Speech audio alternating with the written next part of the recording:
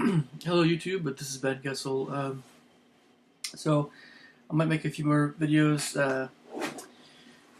this evening. It's just the first of the year, January 1st, 2017, about 10:41 p.m.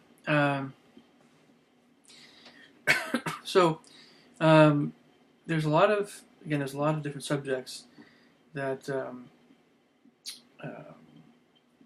all connect with the imagination. So for now, that's going to be a big playlist. All these videos I'm putting in there. Later on, I might divide it up a little bit different, but for now, I'm going to keep it all in one, and I might not change it for a while. But all these videos are tying into the imagination, whether it's something that I've read or saw, or something outside of myself, something that I've written or made myself. It's all kind of the creative writing. Everything. It's just creative and imaginative and aesthetic and whatever emotional that I'm just processing myself or that I put out there. So this video is going to focus on spells that are used in fantasy or fiction, magical spells, and basically fantasy fiction in movies and TV, video games, and books, and so on and so forth. Fairy tales, that sort of thing. So I'm just going to go through them and my thoughts on them, and what you'll just hear my thoughts about all these different things and what kind of my preferences, that sort of thing. And I know that you guys have a lot of different a lot of different opinions yourself, a lot of preferences. So by all means, expect feel free to leave your questions and critiques, comments, all that stuff. There are some things, of course, that some folks hold more dear in fantasy literature and that sort of thing than how one feels magic should be treated or addressed. But I think this is something that that some folks care about more than others. So here we go. I'm going to start with elemental magic. And there's, the interesting thing is if you go online and you look up just even from a visual standpoint, all these little icons or all these little DeviantArt or all these works of art or drawings of different spells, kind of their whether it's a set of spells or it's a school of spells or whatever, or it's actual spells themselves, or it's say for instance in Wheel of Time video game, the Tyrann-Grial, it's actual object in the game, whatever it is. You can go online and look at all these things, Final Fantasy, spells, and the more elemental organization of magical spells in it has, so talking about air, fire, water, earth, so on and so forth. It has deep roots in very deep roots in, I guess you could say, the ancient world. So, I think it's a great organization. It's just that there's with regards to fiction and regards to magic spells. There's always the how do I put this?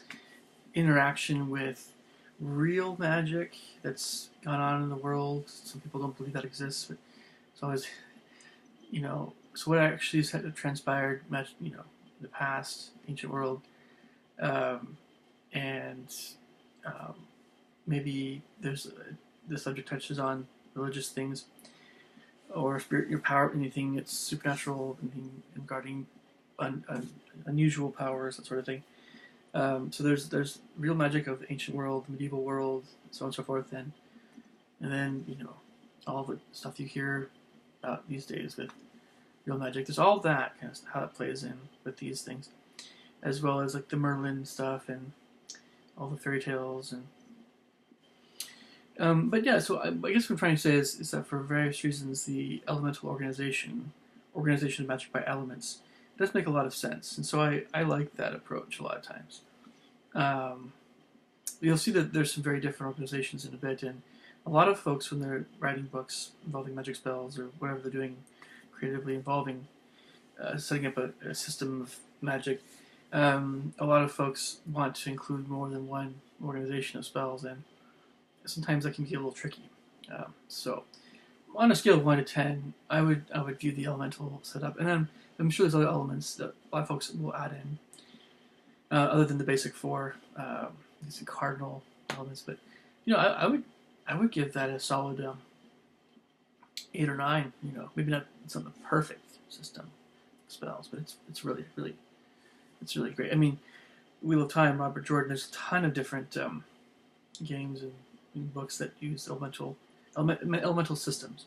But just to talk about one, different spells, different Tyrangal, the different Tyrangal, essentially are um, made up of, or at least there's 5 main elements. One of them being, I think, spirit or something like that. But you have air, earth, fire, water, plus I guess spirit or life, and the different tiering are all different combinations of those 5. So anyway, so you have the schools of magic in Dungeons and Dragons, and Dungeons and Dragons I haven't really, I maybe talked about those guys a little bit, not really in depth too much in these videos. Dungeons and Dragons is one of the things that I think is among the most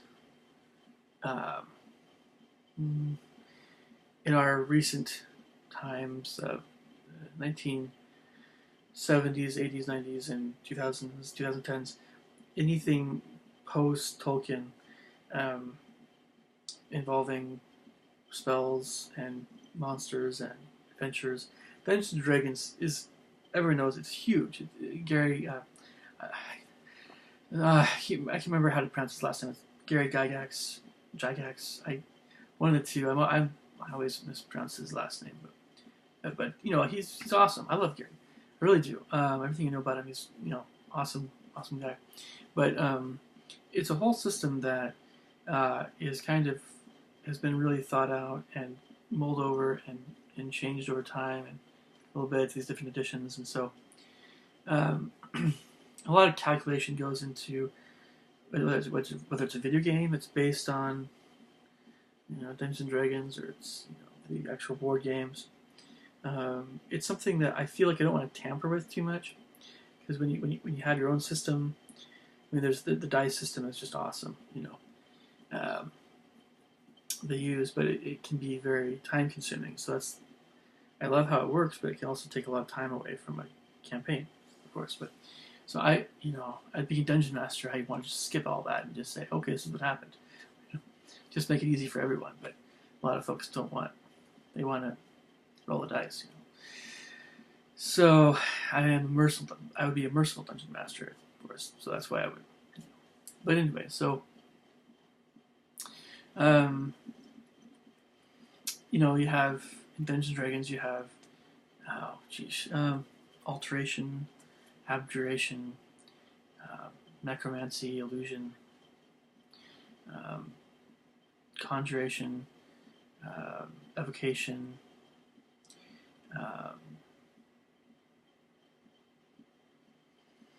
there's a few others, enchantment, gosh, I always forget these. Anyway, there's like 1 or 2 more. Yeah, so let me go through them again. This is just a memorization thing. Alteration, abjuration, evocation, illusion, conjuration,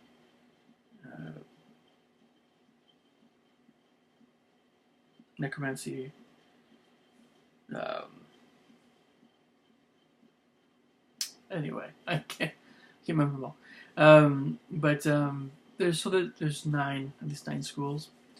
Um, uh, there's like divinations and the other ones. But the fact that some of them are opposed to certain other schools, and um, it's just kind of uh, it's definitely more in depth. It's I don't necessarily I like the elemental approach a bit more than this approach, but this approach coincides much more with um, well, for instance, divination. It coincides much more with your arcane kind of approach to spells, like the old elderly wizard that knows all the scrolls in the library. I love that stuff too. But there's a lot more of the bookish kinds of spells, as opposed to just spells you shoot out of your hand, that sort of thing. It's all the artsy spells and the scholarly spells. By all means, I do like a lot of those spells, but let's be honest, some of them come in handy, but a lot of those artsy, scholarly spells really aren't very useful in especially very combat-oriented adventure. So it just depends on how many things you can have to be translating and opening magically locked doors and I don't know, wanting to fool enemies rather than just hit them on full force, that sort of thing. The more you want to kind of just be really kind of in the non-violent approach to Dungeons and Dragons, the more most spells are really, I don't know. Everybody's a little different, so. But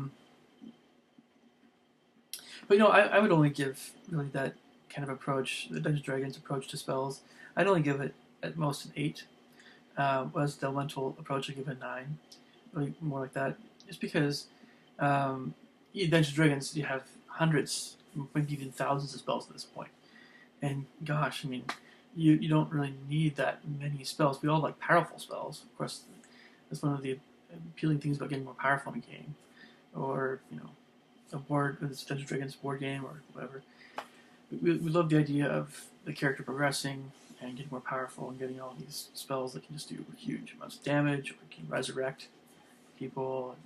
We love that stuff, but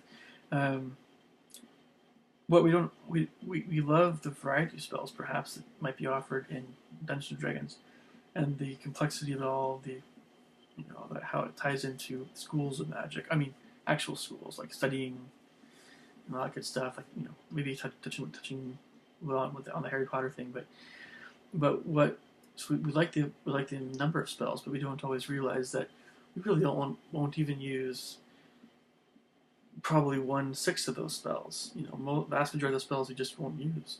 Why would you need web, for instance? A lot of folks use web in, let's say, Baldur's Gate or something when there's a bunch of enemies that are coming out at once. But that's something you might use when you're a lower level fighter wizard, and yeah, they got a lot of spiders coming at you, and you want to, or looks like goblins or something, and you want to just the goblins are weak. You got a bunch of something that isn't too powerful coming at you, and you don't want to have to just go toe to toe with them. You don't have enough fighters. Okay, but there are other ways of handling that. Just magic missile a few of them, and then just have your fighters go at them, and if they're weak enough enemy, then they'll go down without too much of a fight. A lot of the more powerful enemies won't even be phased by that web anyway. Last to my knowledge, someone could correct me, but so there's a lot of useless, less useful spells, and there are definitely websites that get into that a lot more. I think they're definitely worth looking into for your Dungeons and Dragons player, especially. So yeah, elemental approach higher on my list a little bit than the schools of magic approach, the 9 different schools. But the schools of magic, again, it's also very connected with real magic because those are terms that are used in real magic, which again, in my opinion, it's a very dark subject, which I don't want to get into real magic. I don't want to get into that at all, but really, yeah. So um, there's the innate or sorcerer type approach to magic, where magic is in you, and you just think of what you want to do, and boom. And I read some David Eddings, and that seemed to be more kind of the approach that was used there. There's a lot of, there's some discussion, some confusion sometimes as to is a sorcerer, what's a sorcerer versus who's a wizard. A warlock, of course, is someone who is a battle wizard who's more evil, in my opinion. So warlocks are easier to specify in fantasy fiction. A sorcerer, in my opinion, is someone who does have an innate magical ability. Just they have it in them. So it's also kind of like the Harry Potter approach a little bit, where someone is born a magical user or like a muggle. That's kind of the sorcerer approach to at least Dungeons and Dragons. But I think in general, a sorcerer is someone who doesn't need to study to just have magical spells come to them. But it's kind of a internal, emotional, spiritual kind of thing. Um, Whatever, some kind of mana thing. And that approach, so I don't know, is there any number of different ways you can structure the kinds of spells that a person can use? But I'm okay with that. I think it just is I guess it's playing a video game. It's a question of how organized spells are for a sorcerer. I don't know. I haven't really spent as much time in that arena of whether it's a Dungeons and Dragons thing or something else. I haven't really thought through some of those thoughts. And Lord of the Rings had a little bit different. We never really hear from Tolkien the explanation of magic necessarily, and so that's a different kind of deal. But yeah, in my opinion, again, a wizard is someone who learns magic over time, and a sorcerer has magic as a natural ability. They just get better with it, more powerful over time as they exercise it, like a muscle. So it's a different kind of deal. But I'm like a 7 with the sorcerer thing, innate magic, and that the spells, you just know spells as you say progress in level, that just come to you, depending on what you want to really get into more of it, or your different qualities, some kind of qualities that you have. And then you have the incantations. In Harry Potter, the different kinds of there's transmutation. Yeah, the structure of spells in Harry Potter is very similar to Dungeons and Dragons, because you have divination, you have I don't know, evocation with dueling or defense against dark arts or whatever, and you have all the fireball type things. But they don't. The funny thing is, Harry Potter, they never really saw fireballs. Yeah, no, not really. They, so it wasn't as conventional as far as some of the spells. There's a lot more of the. So I'm going to use the term incantation. There's a lot of incantations. You always hear words that the students would say, characters would say if they're going to fire off a spell. It's almost like they're shooting a gun. You didn't see a lot of fancy movements of a wand, which is also kind of an older idea, maybe with magic. But sometimes it's a question of how quickly you can fire off a spell if you're in a combat situation. And if you don't have to really rush through something, you might have more time. Dungeons and Dragons has a great system, by the way, where they have different spells that take different amounts of time. But again, you want your quicker spells if you're in the thick of a battle. I know. But so the Harry Potter incantation approach, where there's more emphasis on the words that they use, and again, I know there's a relation with that in real life. I'm for me it's a 7. It definitely feels arcane. It feels interesting, but still the elemental approach is my favorite approach to Magic because it seems very like fire, ice, freezing. These things, I like the spells that a lot of people are more familiar with some of my own ideas, sure, but that's a really still my favorite avenue to go for all my own stuff. I do in writing, and then there are. This is another thing I really find very intriguing, and that some video games have done in the past, which I love. I wish they would do more of this stuff. So sometimes certain I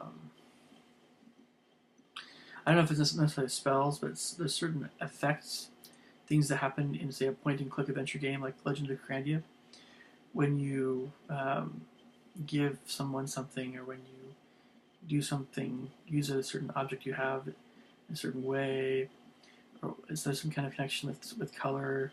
Sometimes you can progress in the game. They can be very, very difficult or very hard to figure out puzzles. So one of the drawbacks of Legend of Grandia was you kind of have to, guess a lot of times how you use different items. Sometimes I think some puzzles make more sense, so that there's more of a problem-solving element, which is both creative and maybe a little bit mechanical, kind of, or there's some kind of knowledge base that's used, but sometimes there's a creative free association going on. So, but that's also connected with the maybe say the musical spells, the series of pitches that are used in, say, a video game like Loom, where you have different drafts, called different drafts, which are just a few different notes you play in your distaff that result in different magical things that happen. I really think there's so much potential for both those two things. The using different objects in different ways, and maybe some, again, using music in a magical kind of way in a video game. Those, they have so much promise, and I think if you were to combine that with the elemental approach more, while including maybe a few divination-ish things if you want to, I would give that system a 10, and that's what I tend to go for in my own stuff. And because when you're playing a video game or you're reading a book is different because you just kind of read what the author wrote. But if you're playing a video game, it's a fantasy video game, or movies are like books that way. There's just kind of one train approach. But playing a video game, you have a lot of choices and things. If you if all you have to do is pay some money, gold, at a magic store in some urban place, or maybe some traveling merchant or something. If all you do is purchase your spells, well, okay, but it didn't really take a lot of. I guess the question is how much effort did it take to get that gold? And if you just found it somewhere, cool. It's like free gold, yay. But how much effort does it take really to acquire magical abilities? If you just pay for a really expensive spell that you have a bunch of gold you just got, and then the Dungeons & Dragons, you have to wait till you're a certain level to use that. You can have that in your spell book. But I guess I don't know.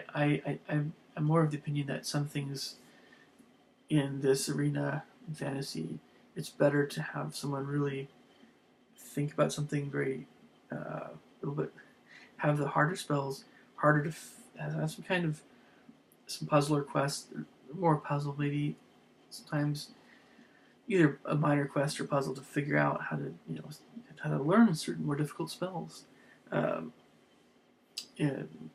shape-shifting, or particularly devastating, offensive spell, lightning storm where everybody gets struck by lightning and dies or something, or gets seriously hurt. I mean, those kinds of spells. I don't know. I won't get into the whole time travel thing, but or like someone melting, but those kinds of spells really, the programmer should be going after the hardest, but still playable, still doable kinds of puzzles and quests that they can come up with, and but they should also relate directly to the nature of that spell. Same thing with it. Say if any games in the future use musical ideas like Loom did, have the nature of those melodies emotionally reflect what the spell is all about. A fire spell, like a fireball, should definitely be much more aggressive sounding than an enchantment spell that's maybe just meant to have someone like you more or something, like be more romantic or nice, But so again, my favorite approach is a combination of the figuring things out that some video games use with the elemental approach, and I also I really liked Wheel of Time Triangle approach. Um, it's it's probably at least a 9 in my opinion. It could be a little, but the whole video game itself is a 10. But obviously, I love that game, but um, um, it's you want to feel like you are, if you're a wizard in a game, you want to feel like you're actually, you know, putting some effort into learning a spell. Kind of, that's the idea. You could try the Harry Potter approach, and the Harry Potter approach where you actually, some of the games, you actually have to move your wand a certain direct way. I didn't play Harry Potter a whole lot, but I just know that from one of the games. But it's kind of a little bit more kiddish, but in a way, it's fun. But a lot of times that whole wand waving thing gets a little bit lost on older. If you just want to play a game because you have some time, you're older. Who has time for that stuff? It's just a question of what do you enjoy, and if you really want to get into that, okay, But it's the wand waving thing to me, it seems a little bit, in a way, it seems a little bit juvenile in video games. There's lots of other ways of structuring, spells and things in the whole fantasy thing, and I thought of an idea, kind of a system a while back where you base different spells on different magical creatures. You have like the dragon spells. The dragons are big, and I think that's been used. That idea has been used to classify certain spells in the past, anyway. But you have your unicorn spells, dragon spells, of course. Undead spells like vampire, the basilisk spells, gargoyle spells are kind of and then and so on and so forth. These different kind of creatures, and I like that approach. Different kind of structure again, but it isn't always necessarily. A few more things about this subject. It isn't always necessarily the organization of the spells that people tend to pay the most attention to. It's if you're playing a video game like that, it's actually kind of more of a how useful are the spells in the game? How many different ways can you handle certain situations with different spells? So there's a creative element, but there's kind of how useful are they? So if some spells are you just never use them. You just never use them. Just there to can add the idea of depth in that regard to a fantasy world video game. But let's be honest, you never use them. They're just there to have that kind of it appears that it has a lot of depth. So there's the Elder Scrolls games that I mean, they do seem kind of elemental. It's been a bit since I played any of them. I think they kind of do a hybrid, a little bit of elements with Dungeons and Dragons type schools, and I know this is probably one of the things they talk about a lot amongst the programmers. But sure, Elder Scrolls, the magical system is awesome. It's great.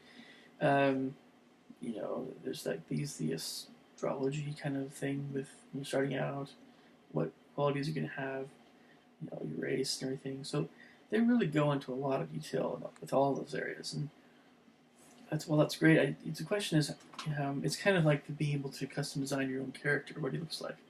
how much are you actually going to be, how much you actually enjoy that, uh, those things, those features of a game. It's been mentioned before to someone I know. Uh, one of my friends on Facebook. He's playing Elder Scrolls, and if he spends all his time designing the way his character looks, if he puts on a bunch of armor and covering his face, and then he's looking ahead. What good does it do to spend all this time on creating your own character? So it's kind of like giving all this thought to the artsy spells and you never use them because you're always firing fireballs and stuff. So maybe like in the case of I guess it would have been Fable. Fable's magical system, it wasn't quite as in depth, and again, kind of an elemental approach a little bit, as far as I remember. But kind of, and of course you have Dragon Age and that sort of thing too, which Dragon Age and Fable both had somewhat simplified spells that you could increase their powers. And again, that system is actually very. And now we're talking about a very efficient system, where there doesn't have to be as much programming, and the programmers knew what people were going to use more anyway. The more useful spells. So that's the ones that they primarily emphasized, along with a few. I don't know, maybe in the case of Morrigan in Dragon Age, you have the Celtic types of spells, some semi-artsy, shape-shifting type spells, the druidic thing, So, but they were like, these folks aren't going to need, um, uh, I don't know. Think of your very useless spell, like detect illusion. Well, okay, maybe that's useful, but you know what I'm saying. It's just they're just not going to use it. Maybe we might have a few moments in the game, unless the whole game is riddled with illusions. But might be a few moments when that might be possible. But maybe the folks doing that, having an illusion coming up, would be you want them to you want that to be part of the story. So you don't want that illusion to go away necessarily. Right? If they have that spell, that kind of thing. So, Anyway. But yeah, there's something to be said for the more efficient magical systems. But there's many others, and the great thing is about this subject is that you can keep having in fiction, fantasy fiction, you can have these different structures. There's no right or wrong. There's just what makes more sense for different stories or video games, and there's kind of what works better, and then there's like what appeals to the imagination, and things like aesthetics, like color, and that sort of thing, emphasizing different qualities of different spells. But the folks that say this type of magical system is not as correct because it's not like real magic, and people saying that certain things are evil because they're more like real magic. All that stuff is, 99.99999% of the time, vast majority, just practically speaking, there is no connection with that and real magic. Real magic is always, you'll know it's real when it's not fun anymore. It's scary. So that's real magic, and some stuff that's happening. When something starts happening that is actually supernatural, that you had a hand in, that's real magic. So that's a completely different deal. When I'm just talking about fiction. So, but hopefully, you guys got some things out of this video. And oh man, I know that for however many people I've known that are interested in this sort of thing, there's probably thousands of others that are out there that, it's very easy to if you're a younger person, it's very easy to kind of feel like you're limited in your thoughts in this area by what you've seen, what you've read. If we're talking about fiction, you know, in the imagination, it's completely, if you're going to do your own thing at some point, it's completely up to you. It's just, you know, we're talking about what other people have more or less already a reference of, with you know, anything creative, that sort of thing. So no right and wrong, just more familiar, less familiar kind of thing. All right, I'll catch you later.